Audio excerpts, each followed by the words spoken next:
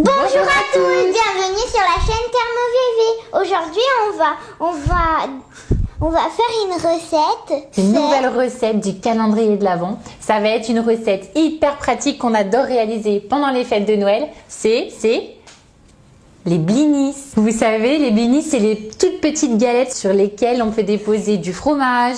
Ou du Nutella. Ouais, dans une version bien sucrée, mais plutôt des œufs de limbe, du saumon, du tarama. Alors moi, cette année, j'ai décidé de faire des blinis terre-mer en rajoutant sur le dessus une spécialité, hop là, de la maison Valette.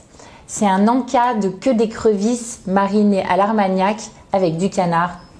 Franchement, avec tout ça, on est sûr de passer des belles fêtes de Noël. Une recette que vous allez pouvoir réaliser au Thermomix ou avec tout autre robot puisqu'on va l'utiliser simplement pour mélanger les ingrédients. Vous allez voir, c'est trop facile et vous achèterez plus vos blinis dans le supermarché. Ça vous branche? Allez, on y va! On y va!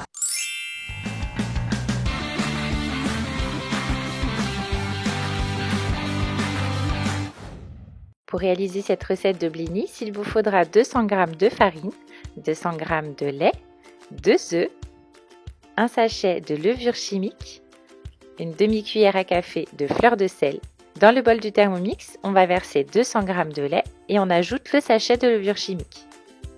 On va programmer 2 minutes à 37 degrés sur la vitesse 2. Ensuite, on verse 200 g de farine, la demi-cuillère à café de fleur de sel, les 2 œufs et on programme 2 minutes 30 cette fois-ci sur la fonction pétrin.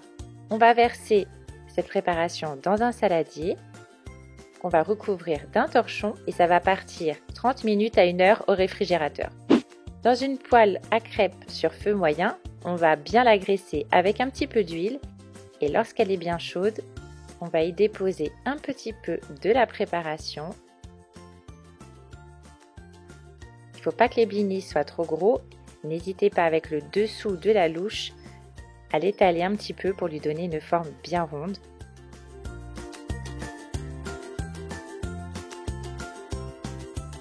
Et on va laisser cuire jusqu'à ce que des petites bulles commencent à apparaître.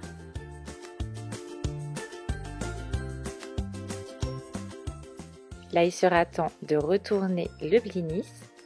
On voit qu'il sera bien doré. Et on fait pareil pour les autres blinis de la poêle. On laisse juste quelques secondes histoire qu'il dore un tout petit peu.